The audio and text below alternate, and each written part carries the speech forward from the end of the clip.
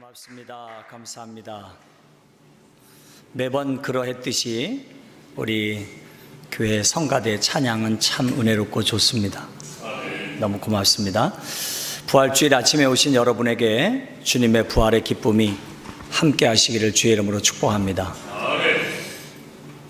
부활이라고 하는 것이 워낙 신비로운 일이기 때문에 오늘 말씀을 준비하면서 이 부활의 주님이 여러분에게 어떤 변화와 어떤 역사를 일으킬 것인가 말씀을 전하지만 제 마음속에는 기도하는 마음밖에 없습니다. 부활의 주님이 오늘 만나지시고 또 여러분의 삶의 새로움으로 이끌어 주실 것을 확신합니다. 그런 마음으로 기도하면서 여러분에게 나왔습니다. 이 부활이라고 하는 것이 생물학적 부활만 의미하고 있지 않습니다. 죽음에서 살아났다는 생물학적 부활만 있는 것이 아니라 이 부활이라고 하는 것은 총체적인 사회적 불의, 또 환경으로부터의 새로움, 이런 의미를 품고 있습니다. 이스라엘 백성들이 힘든 포로 생활을 하면서 정치적으로 종교적으로 해방을 꿈꾸면서 수많은 사람들이 죽어갔습니다. 그들에게 있어서 보상이 꼭 필요했고 그 보상을 주기 위해서 그 중심에 있었던 것이 부활이었습니다. 포로기 말기에 이 부활이 생성이 되게 되는데, 그래서 이스라엘 백성들에게는 유대인 내부적으로도 혼란을 겪게 됩니다. 바리새인들은 부활을 믿었지만, 그렇지만 사두개인들은 부활을 믿지 않았습니다. 예수님도 말씀을 선포하시면서 이렇게 말씀하셨습니다. 하나님은 죽은 자의 하나님이 아니요 산 자의 하나님이라. 너희가 크게 오해하는구나. 그 말씀의 핵심이 무엇이겠습니까? 이것은 훗날에 우리가 죽음에서 다시 살아남, 이것도 물론 포함되어 있지만 과연 이 부활은 우리의 삶 속에서 어떤 영향을 미칠 것이냐, 그 살아계신 주님이, 살아계신 그 하나님이 우리의 삶을 어떻게 이끌어갈 것인가 라는 것이 가장 중심에 있다는 것입니다. 지금 되게 유명한 분이신데요, 텍사스 크리스찬 유니버시티에서 교수 생활을 하고 계시는 강남순 교수란 분이 계십니다. 이분이 이 부활주일, 이번 2018년 부활주일 맞서 자신의 페북에다가 부활의 탈교리화라고 하는 글을 썼습니다. 부활의 탈교리화, 단어 자체가 이해되시죠? 교리화되어 있는 부활을 좀 탈피하자, 이런 글입니다. 그 중에 한 군데만, 오늘 설교 중에서 한두 군데만 좀 소개합니다. 그분도 이런 이야기를 합니다. 누군가 나는 예수의 육체적 부활을 믿는다고 선언한다 할 때 그 선언은 도대체 이 구체적인 현실에서 어떠한 의미가 있는가? 우리가 주목해야 할 점은 그 선언 자체보다 그 선언이 어떻게 작동하는가?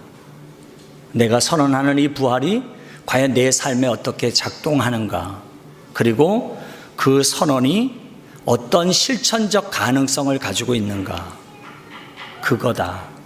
예를 들어서 예수의 육체적 부활의 확신이 다른 종교들을 열등한 종교로, 기독교만이 유일한 우월한 종교로 확신하는 기독교 우월주의를 절대화하는 기능을 가진다면 그 육체적 부활의 맹목적 확신과 선언은 사실상 예수가 자신의 삶과 메시지로 전하려 했던 가치들을 배반하는 것이다, 이랬습니다.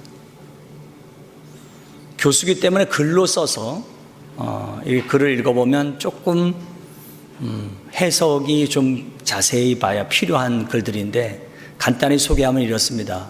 제목처럼 탈교리화. 과연 이 부활이 우리 기독교만 우월한 다른 종교와 다른 것을 갖고 있다는 것으로만 치부해서, 우리 기독교만 우월한 종교고 다른 종교는 열등한 종교라고 치부한다면 이 부활이 과연 무슨 의미가 있겠는가? 예수 그리스도 부활이 우리의 삶에 어떻게 작동하고 그 삶을 이끌어가는 것인가? 이것을 분명히 하지 않는다면, 이 부활을 교리화하는 걸로 끝낸다면 예수께서 우리에게 가르쳐 주신 삶과 메시지, 이것을 배반하는 것일 것이다. 이렇게 이야기를 합니다. 오늘 저는 이런 말씀을 여러분과 나누려 합니다.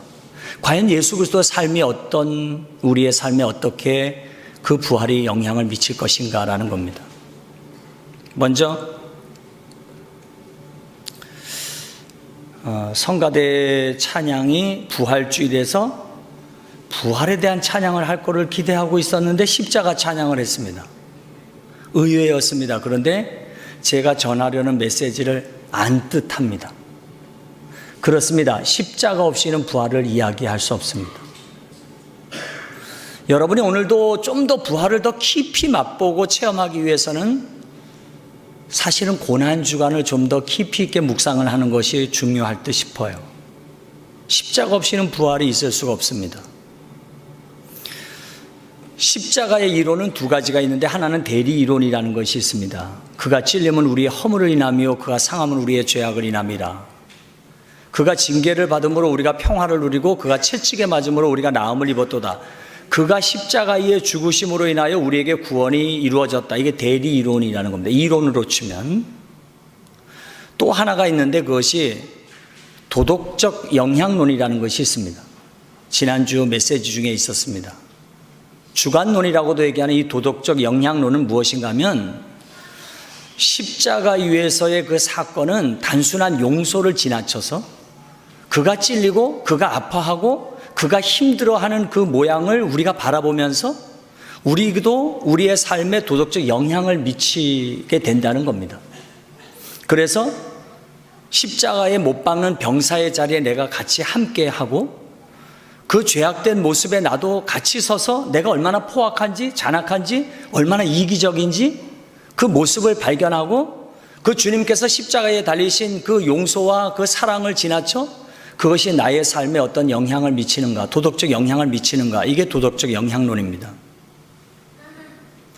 우리는 지난 주간에 또 하나의 큰 사건을 보았습니다. 참 끔찍한 사건인데, 22살의 A씨라고 하는 친구가 19살의 B양과 함께 오사카 신혼여행을 가죠. 작년도 일입니다. 올해 밝혀졌죠. 가서 신혼여행을 가서 니코틴 원액을 신부에게 투입을 시켜서 죽이죠. 그리고 신혼여행을 가기 전 공항에서 1억 5천 정도의 보험금을 듭니다. 보험금을 노린 짓으로 경찰이 확인하고 그를 일단은 잡았죠. 도덕적 영향론이란 뭐냐? 십자가의 사건은 이런 시대 앞에서 과연 나는 괜찮은가라는 것을 보는 겁니다. 나는 괜찮은가? 그 십자가 위에 나를 같이 두고 십자가에 못 박히신 예수 곁에 내가 같이 있고 그것을 바라보면서 나는 과연 병사의 자리에 없었는가라는 걸 보는 거죠. 이걸 보지 않고는 부활을 이야기할 수 없다는 거죠. 첫 번째, 이 십자가와 부활에 대한 이야기를 꼭 짚고 넘어가야 하겠습니다. 그러므로 우리가 먼저 이 부활의 주님을 만나기 위해서 십자가의 그 놀라운 은혜로 그런 가운데 있던 나를 덮으신 은혜, 그거 깊이 감사하고요. 그리고 처절한 십자가를 통해서 또 나를 보는 자만 부활을 더 기쁘게 맞이할 수 있다. 이제 오늘 본 메시지를 같이 나누려는데, 오늘 마가복음을 묵상을 하게 된 배경이 있습니다. 그게 뭐냐면, 한 주간 동안 고난과 함께 부활을 묵상을 하면서 성도들과 이 부활이 어떻게 삶에 영향을 미칠 것인가, 이걸 묵상을 하다가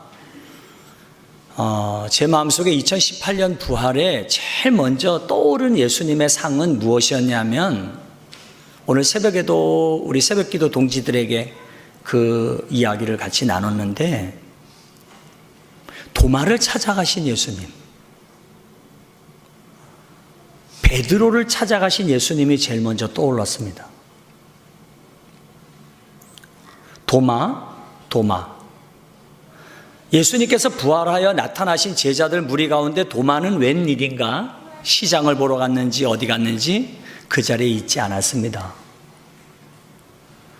그리고 제자들이 부활하신 예수님을 보았어 라고 이야기할 때 도마는 나는 안 보고 믿을 수 없어.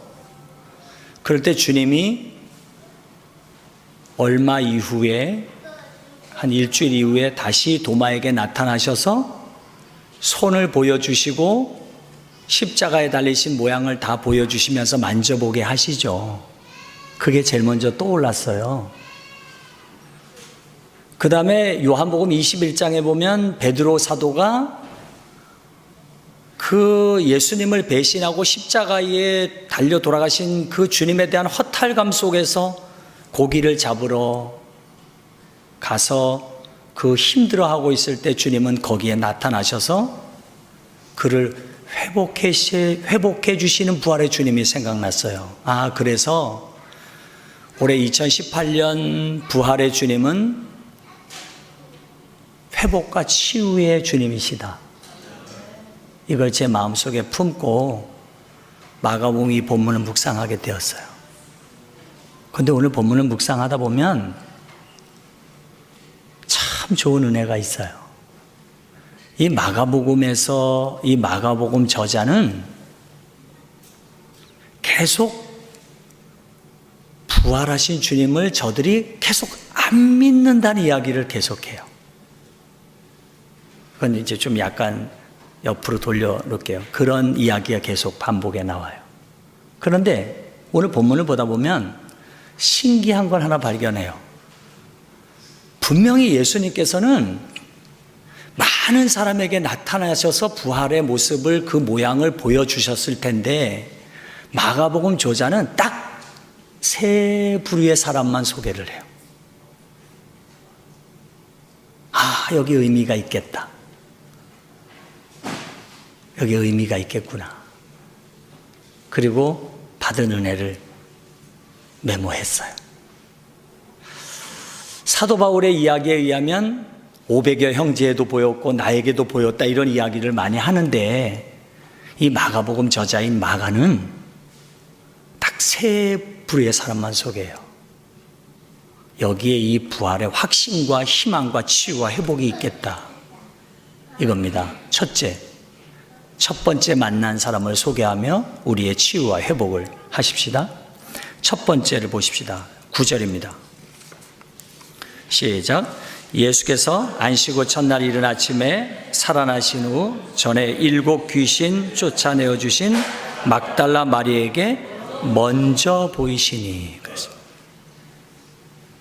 여기 막달라 마리아에게 먼저 보이셨다. 첫 번째 보이신 사건. 무슨 치유일까? 막달라 마리아라는 이름은 당시에 아주 흔한 이름이었다 싶어요. 그래서 성경에 보면 여자는 마리아밖에 없는 것 같아. 그렇게 마리아가 많이 소개돼요. 예수님의 어머니 마리아, 또 살로메의 어머니 마리아, 그런 이름들이 많이 나옵니다. 야고보 요셉의 어머니 마리아, 베다니의 마리아, 또 마가라고 하는 요한의 어머니 마리아, 이런 마리아가 많이 소개됩니다. 여기 막달라 마리아는 막달라 지방 출신인 마리아다 이런 말입니다. 그런데 성경이 소개하는 이 막달라 마리아는 오늘 마가복음 16장에도 한 절에 소개하고 있고 또 누가복음 8장에도 소개합니다만 7 귀신이 들렸던 여인이었습니다. 7 귀신이 들린 게 뭘까? 저도 잘 모르겠습니다. 귀신이 7마리가 있으면 7마리가 들어갔다는 건지 어쨌든 아마 독한 귀신이 들렸던 듯 싶습니다. 그가 예수 그리스도를 만났습니다. 얼마나 좋았겠어요. 그 이후부터 이 여인은 예수님이 십자가를 지시는 그 현장을 끝까지 지켜냅니다. 그리고 예수님께서 무덤에 들어가셔서 장사 지낸 바 된 이후에도 예수님을 만나고 싶어서 향품을 가지고 갔던 여인입니다. 그 그 여인이 제일 먼저 예수님을 만나는 건 지극히 당연할 듯 싶습니다. 그런데 이 마가복음 저자가 여기에 이 막달라 마리아를 첫 번째 만남으로 소개하는 것을 통하여 제게 주신 의미 부여는 무엇인가 하면, 귀신 들림이 무엇일까요? 여러분, 귀신 들렸다는 것이 무엇일까요? 귀신 들렸다고 하는 것은 내 힘으로 내가 나를 지배할 수 없는 것이죠. 무엇인가가 나를 지배하면 그 무엇인가가 귀신이 됩니다. 내가 내 인력에 의하여 나를 이끌어가지 못하고 무엇인가가 나를 이끌어갈 때 그걸 귀신이 들렸다고 이야기할 수 있습니다. 바로 이 여인은 이런 여인이었습니다. 그런데 그가 예수 그리스도를 만나 자기의 본래의 모습을 회복하게 되었습니다. 아하, 오늘 첫 번째 부활의 이 놀라운 신비와 회복은 오늘 이 시간 여러분 나를 찾는 회복이 있기를 축복합니다. 그 무엇인가가 나를 짓누르고 있고 그 무엇인가가 나를 이끌어가고 있습니다. 여러분, 그게 무엇입니까? 그게 무엇입니까? 물론 설교 준비를 여기까지 하고 1시간 동안은 멈춰 섰습니다. 컴퓨터 앞에서.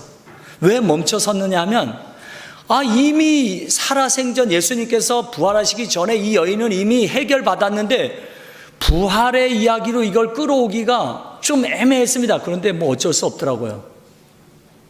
이게 이 메시지의 본말이 아닐까, 저는 이렇게 확신합니다. 여러분, 이거 신비입니다. 여러분, 오늘 이 시간에 무엇이 나를 사로잡고 있습니까? 무엇이 나를 이끌어가고 있습니까? 오늘 살아계시는 예수 그리스도의 부활이 그 모든 짓누름으로부터 여러분을 해방시켜주는 은혜가 있기를 축복합니다. 각자가 있을 겁니다. 분명히 있을 겁니다.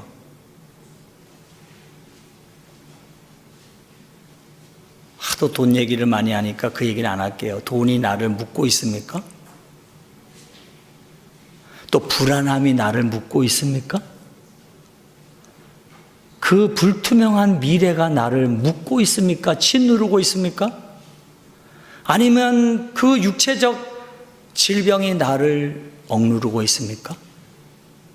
불안함이 있잖아요, 불안함.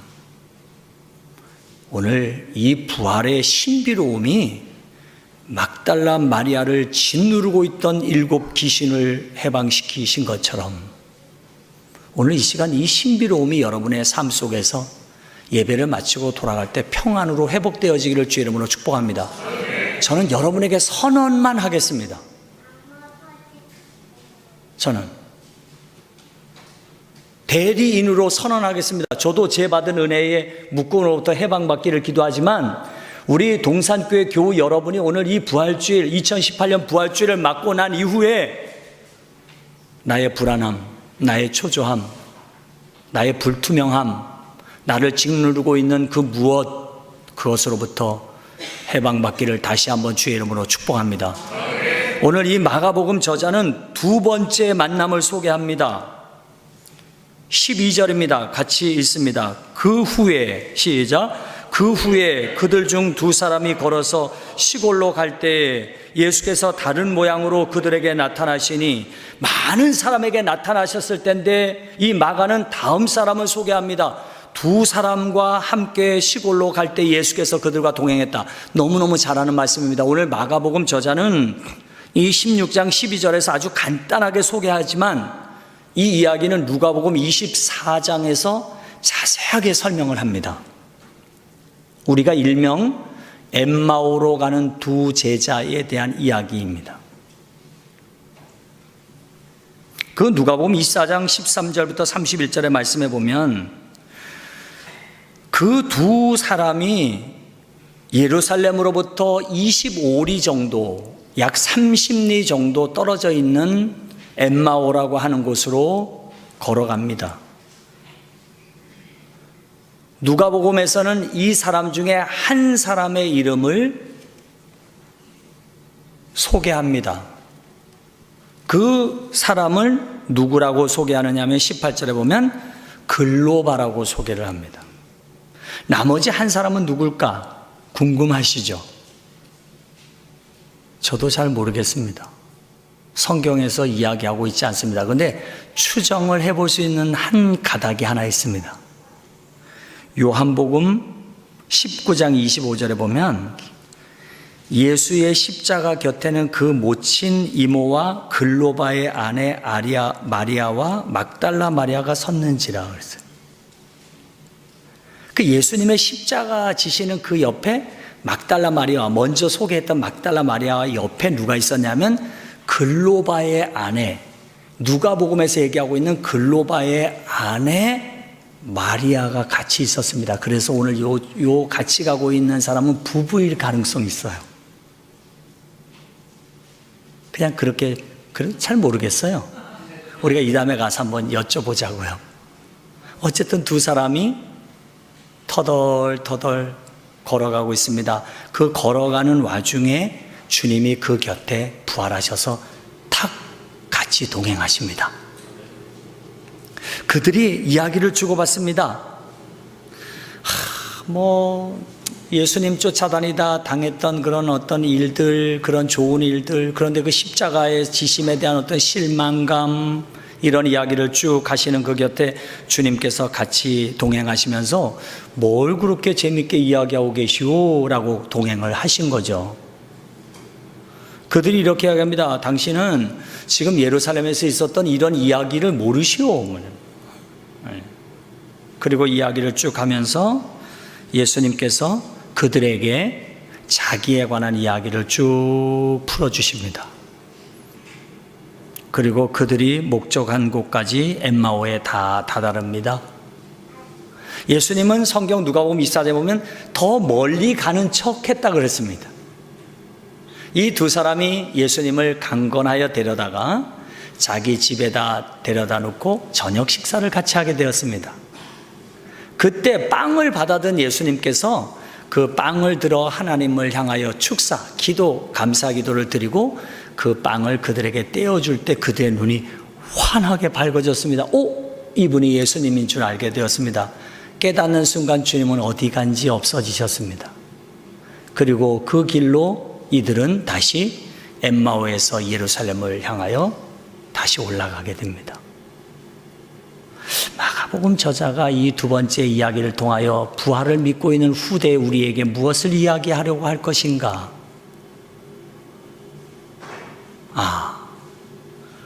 여기에서 제가 받은 은혜는 실망으로부터의 희망으로의 회복이다.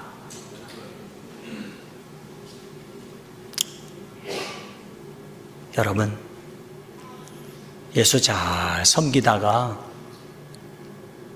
우리에게는 왜 실망할 일이 없어요?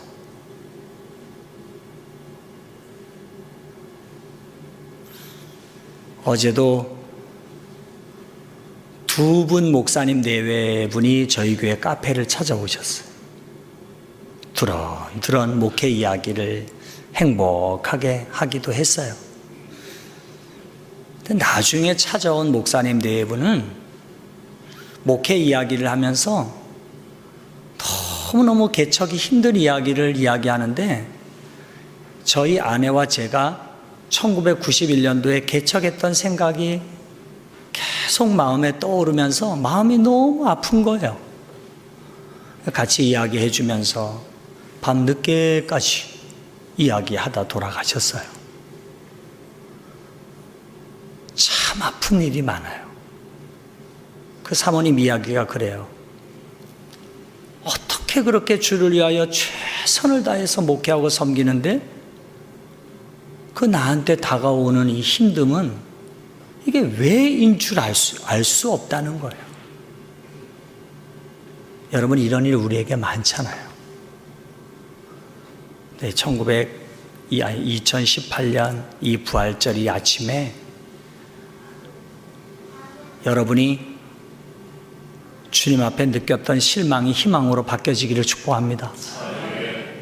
그래서 터덜터덜 엠마오를 향하여 걸어 내려가던 우리의 삶이 새롭게 예루살렘을 향하여 힘차게 발걸음을 옮기는 희망의 부활절 되시기를 축복합니다. 이것 역시 선언입니다. 제가 할 수 있는 일이 아닙니다. 부활의 주님이, 신비로운 주님이 오늘 그 두 사람과 동행하셨던 것처럼 여러분과 분명히 동행하시면서 실망을 희망으로 바꾸는 역사가 있기를 다시 한번 축복합니다.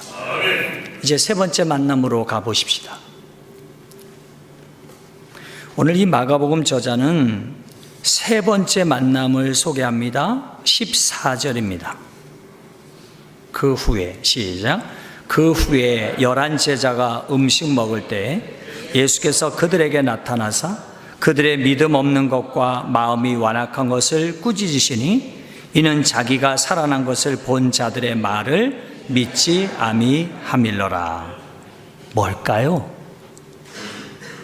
여기는 뭘까요? 저는 이 본문을 바라보면서 이 부활이 또 다른 곳으로의 확장되어지는 부활이라는 것을 깨닫게 되었어요. 마가복음은 16장으로 맞춰집니다. 오늘 읽은 이 본문의 마지막 끝절까지 우리가 읽었는데, 이 마가복음을 우리가 원복음이라고 이야기하는데, 이 마가복음 저자는 이 세 사람과 만난 이야기를 하고, 세 부류와 만난 이야기를 하고, 제자들과 만나고 난 다음에 그들에게 너희 가서 만민에게 이 부활의 복음을 전하라는 거예요. 그러면 내가 너희와 함께 할 것인데 놀라운 역사를 일으키겠다는 거예요. 그리고 주님은 가셨어요. 그리고 제자들이 그 말 듣고 가서 복음을 전하니까 정말 그런 역사가 나타났어요. 이렇게 끝을 내요. 오늘 저는 이 세 번째 마지막 이 부활의 진정한 의미와 이 회복은 나만의 기쁨을 가진 부활이 아니라 그 누군가에게도 나의 이 기쁨의 부활이 증거되는 회복의 부활이기를 축복합니다. 주님의 부활이 우리의 것으로만 받아들여지는 부활이 아니기를 마가복음 저자가 소원하고 있어요. 주님이 그걸 소원하고 있어요. 아까 소개했던 그 강남순 교수의 글에 한 군데만 더 소개할게요.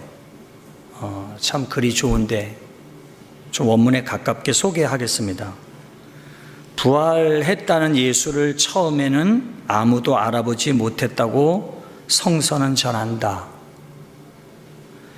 이 성서의 이야기가 암시하고 있는 바는 무엇인가?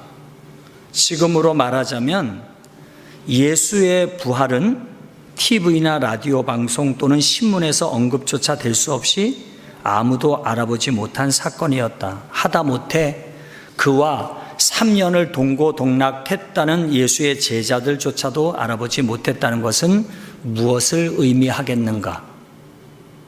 부활했다는 예수는 영광의 승전가를 부르며 등장한 것이 아니라 정원사로,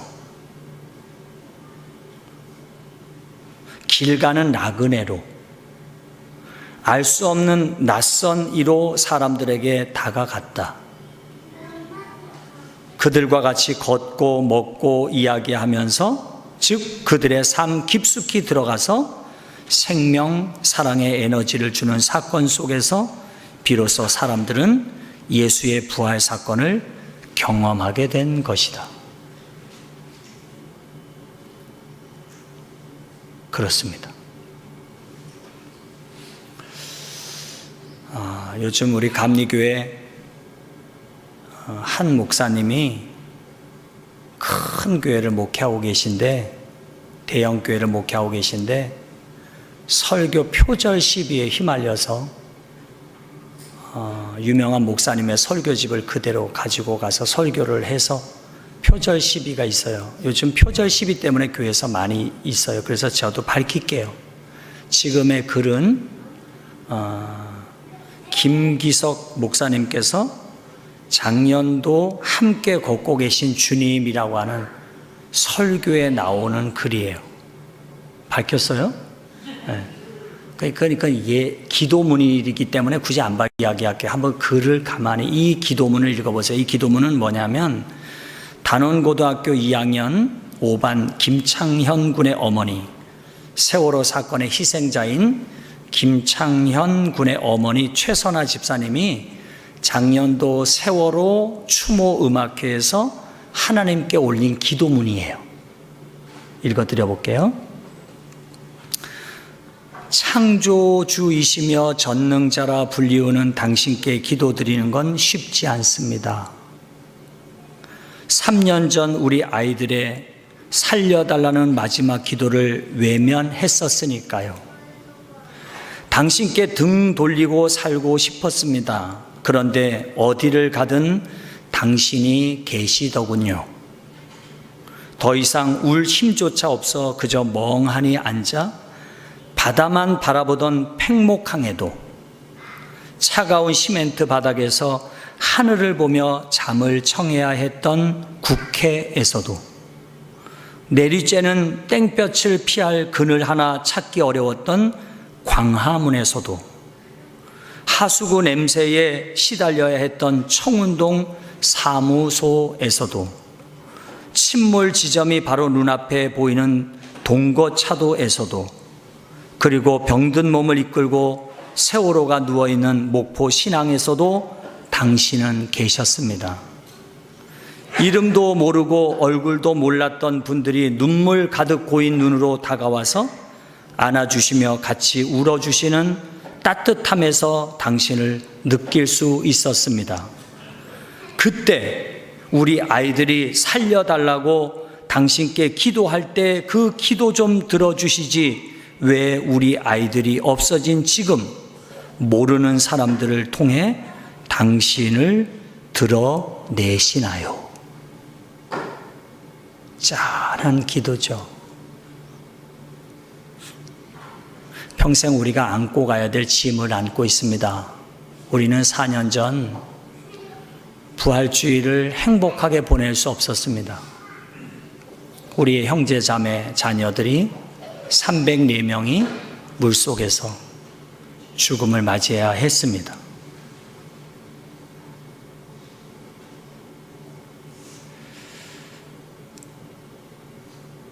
저는 오늘 본문 18절을 보면서 손을 얹은 즉 나으니라, 이 말을 조금 마지막으로 집중하고 싶어요.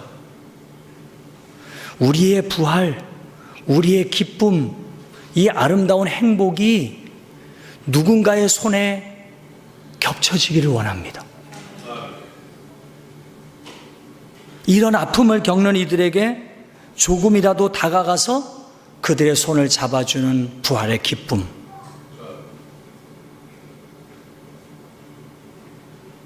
이 부활을 경험했던 베드로 사도와 요한 사도는 성전에 올라가다 걷지 못하는 사람을 만나게 되었고, 그 사람의 손을 가서 덥석 붙들고 일으켜 세워 그가 일으켜 세움을 받고 성전에 들어가며 함께 뛰며 찬양했던 사도행전의 고백이 있습니다.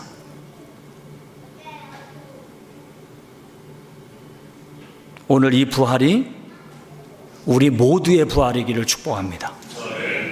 우리 이 동산교회의 부활이 바로 이런 아픔과 고통 속에 있는 사람에게 함께 부활이기를 원합니다. 부활을 경험한 우리는 또 다른 삶을 위한 시작을 했습니다. 이제는 더 이상 실망할 일이 있어도 그 실망이 죽음보다 못하다는 것을 안 사람들입니다. 아무리 힘들어도 그 힘듦이 죽음보다 더하랴 하고 사는 사람들이 바로 우리입니다. 그런데 나의 이 스스로의 용기만으로 끝맺혀지는 부활이라면 주님은 절대 기뻐하지 않을 것입니다. 우리의 부활이 누군가에게 가서 함께 손을 잡아 일으켜 세우는 부활이기를 축복합니다. 우리의 초대교회 믿음의 선배들은 자기들 하나 먹고 살기, 자기 몸 하나 추스리고 살기에도 힘든 사람들이었지만, 그러나 부활을 경험한 이후에 그들의 삶은 자기 하나만 추스리고 사는데 그치지 않았습니다. 오늘 우리 동산교회 교우들이 그런 용기로 누군가에게 다가가시기를 축복합니다. 말씀을 마칩니다.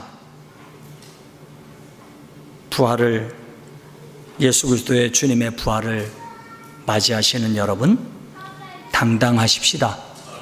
나를 찾으십시다. 그리고 내 모습 앞에 당당히 서십시다. 실망하지 마십시다. 그 실망을 희망으로 바꾸시는 주의 부활이 여러분과 함께 하십니다. 나만의 부활이 아니라 또 누군가의 부활이 되게 하십시다. 내가 함께 잡아야 할 손이 우리 주위에 너무 많이 있습니다. 기도하겠습니다. 하나님 아버지, 고맙습니다. 주님의 부활이 나의 존재 가치의 회복이 되기를 원합니다. 주님의 부활이 실망할 일에서 희망으로의 회복의 여정이 되게 하여 주옵소서. 주님의 부활이 또 다른 사람에게 다가가는 부활이 되게 하옵소서. 주님, 우리를 그 도구로 사용하여 주시옵소서. 예수님 이름으로 기도를 드립니다. 아멘.